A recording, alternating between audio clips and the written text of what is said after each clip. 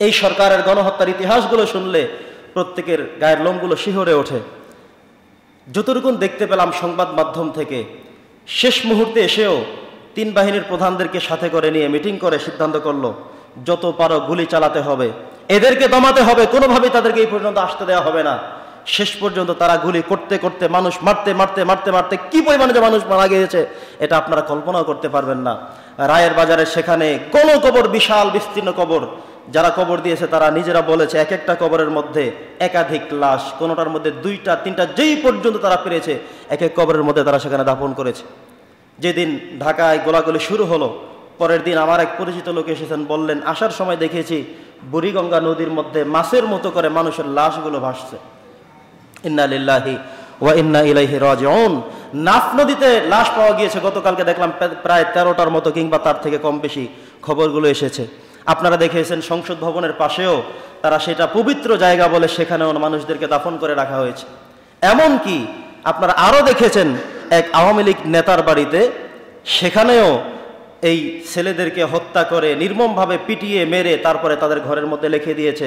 লালমনিরহাটের এক নেতার বাড়িতে প্রায় 6টা লাশ সেখানেও পাওয়া গিয়েছে। তার মানে হলো তার এতদিনের সাধনা হলো যত মানুষ মারা লাগে, যতজনকে শেষ করে দেওয়া লাগে, তারপরেও গদি, তারপরেও চেয়ার ঠিক রাখা লাগবে। আপনার আরো অবাক হবেন, দেখেছেন উনি এই ধ্বংসযজ্ঞর পরের দিনে গিয়ে মেট্রো রেল দেখে তিনি চোখের পানি ছেড়ে কান্না করেছেন। দেখেছেন না আপনারা? দেখেছেন? মেট্রো রেল দেখে কান্না করে, বিটিভির যেই প্রচারণা সেটা আগুনে পড়ে সেটা নিয়ে কান্নাকাটি করে। কিন্তু এতগুলো মায়ের বুক খালি হলো, এত মায়ের আর্তনাদ, এতগুলো মানুষ হত্যা হলো, এতগুলো মানুষ নিহত হলো, শহীদ হলো, এর জন্য তার চোখে পানি আসে না? কত রক্ত বিপাশে, কত পাতিষ্ঠ! এর আগে আমরা স্বৈর শাসক দেখেছি, কিন্তু ওর মতো এত ডাইনি, এত স্বৈর শাসক আমরা আর কাউকে পাইনি। বন্ধুগণ আমার, আমাদের সবচেয়ে বেশি কষ্ট হয় এটা, আমরা সরকারে যাওয়ার জন্য আমরা সেটা প্রস্তুত না, কিন্তু আমরা আমাদের জায়গা থেকে যখনই কোরআন সুন্নাহর বিরুদ্ধে কথা বলা হয় তার তীব্র প্রতিবাদ করি।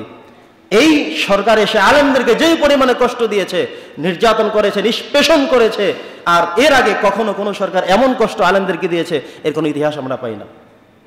আপনি কোরআন মানেন না, পারেন না, বুঝেন না, কিন্তু যখন আপনাকে কোরআনের আয়াত ধরে ধরে দেখানো হয়, আপনি কেন দেখাবে, কেন বলবে, তাকেই নিয়ে ফাঁসির মধ্যে তাকেই নিয়ে ঘুম করে ফেলবেন।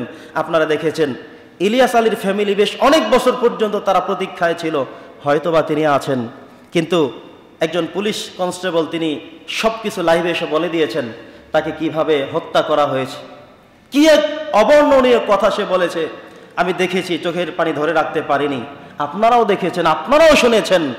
আমাদেরকে মসজিদের মিম্বারে কথা বলতে হলে ডান দিকে তাকাতে হয়, বাম দিকে তাকাতে হয়। একটা তাফসির মাহফিল করতে গেলে তাদের দ্বারে ঘুরে ঘুরে ঘুরে ঘুরে অনুমতি নিতে হয়। অনুমতি দিবে না, এখন না পরে অমুক বক্তা হলে পারবে না। অথচ আল্লাহর জমিনে আল্লাহর কোরআন বলবে, সেটার জন্য অনুমতির প্রয়োজনীয়তা তারা ব্যবস্থা করে রেখেছে, যেটা এর আগে কখনো আমাদেরকে দেখতে হয়নি। বন্ধুগণ আমার, তো আল্লাহ সুবহানাহু ওয়া তাআলার সিদ্ধান্তটা যে এত চূড়ান্ত সিদ্ধান্ত, এটা আমি ব্যক্তিগতভাবে আমিও চিন্তা করিনি, আপনারাও চিন্তা করেনি, যারা আর বাহিরে ছিল তারাও চিন্তা করেনি। আমরা এতটুকু মনে করেছিলাম যে একটা নির্বাচন হবে, নির্বাচনের মাধ্যমে হয়তো পরাজয় বরণ করবে, আর একটা সরকার হয়তো বা আসবে, এমন একটা হয়তো বা কিছু হবে। কিন্তু আল্লাহর সিদ্ধান্তটা এমন না। আল্লাহর সিদ্ধান্ত হলো ও যত পাপ করেছে, অপরাধ করেছে, অন্যায় করেছে, চোরের মতো করে দেশ ছেড়ে তাকে পালিয়ে যে বাধ্য আল্লাহ তাআলা করেছেন। অথচ আল্লাহ তাআলা বলেছেন যে এই পাপিষ্ঠের যেই পরিণতি আমরা ইতিহাস ঘাটলে দেখি, কোরআন শরীফ মিলালে দেখি, ফেরাউন যেই অবস্থা করেছে মুসা নবীর সময়ে, ঠিক একই সিস্টেমের, একই ইতিহাস। এই বিষয়গুলো আমাদেরকে খুব বেশি মনে করিয়ে দেয়। বন্ধুগণ আমার, অত্যন্ত আমরা দুঃখিত, অত্যন্ত আমরা লজ্জিত।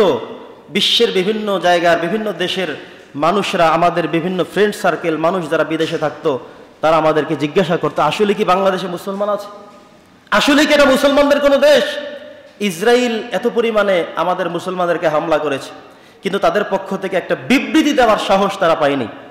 একটা বিবৃতি দিবে, দেওয়ার প্রয়োজন, ইমানি দায়িত্ব, সেটা তারা প্রয়োজন মনে করেনি। আপনারা দেখেছেন 5ই মে শাপলা চত্বরে যে নারকীয় তাণ্ডব তারা চালিয়েছিল, ওলামায়ে কেরামদেরকে তারা শেষ করে দিল। ইস্যু ছিল শুধু একটা, সেটা হলো বঙ্গবন্ধুর ভাস্কর্য তৈরি করবে, এটা নিয়ে ছিল প্রধান ইস্যু। সর্বোপরি হলো কি, এই বাংলাদেশ থেকে যত জায়গায় তাদের ছবি ছিল, ভাস্কর্য ছিল, সবগুলো আল্লাহ তাআলা এমন এক ছাত্র জনশক্তির মাধ্যমে সব ধূলিসাৎ করে দিয়েছেন। ভবিষ্যতে এটা নিয়ে যে মামলা করবে, এটা যে নড়বে, সেই পদক্ষেপ আল্লাহ তাআলা রাখেননি। যদি এটা তারা না করে জামাত করত কিংবা বিএনপি করত, তাহলে দেখা যেত এটা নিয়ে আন্তর্জাতিক আদালতে মামলা, দেশে মামলা, মামলার শেষ নেই। কিন্তু আল্লাহ তাআলা এমন এক মানুষদেরকে দিয়ে এটাকে করিয়েছেন, যার চিহ্ন, যার বিচার পরবর্তীতে করার আর কোনো সুযোগ থাকবে না। সম্মানিত উপস্থিতি, এই জন্যই বলছি, আজকে হলো আমাদের স্বাধীনতার পরের, এই দ্বিতীয় স্বাধীনতার পরের প্রথম জুমা। ইনশাআল্লাহ আমরা আল্লাহর কাছে তৌফিক কামনা করছি, আমরা এখন থেকে স্বাধীনভাবে যেন কোরআনের কথাগুলো বলতে পারি, কোরআনের ব্যাখ্যাগুলো যেন আমরা করতে পারি। আমরা কোরআনের একটা আয়াত পড়তে বিভিন্ন দিকে তাকিয়ে অর্থ বলে, তাফসিরের ক্ষেত্রে ঘুরিয়ে ফিরে কোনটা বলা যায়, কোনটা রাখা যায়, একটু কথা বললে আবার সেটা নিয়ে জবাবদিহিতার কাঠ করে আমাদেরকে দাঁড়াতে হয়েছে। বন্ধুগণ আমার, আপনারা কি প্রস্তুত আছেন যে কোরআনের যে আয়াতগুলো আমার রব বলেছেন, যে অর্থগুলো এখানে আছে, যে ব্যাখ্যাগুলো আছে, এটা আমরা সরাসরি কোরআন থেকে বলবো, স্পষ্ট করে বলবো? আপনারা কি শুনতে রাজি আছেন? এটা শুনতে গিয়ে, বলতে গিয়ে আপনার পক্ষে, আমার পক্ষে থাকতেও পারে, বিপক্ষেও চলে যেতে পারে। তবুও কোরআনের কথাগুলো আমরা আয়নার সামনে যেভাবে মানুষ দাঁড়ালে সব দেখা যায়, কোরআনের সামনে আমি আমার আয়না ধরে রেখে আমি সেভাবেই আমার কোরআন শুনতে চাই। আল্লাহ তাআলা কবুল করুক, বলি আমিন।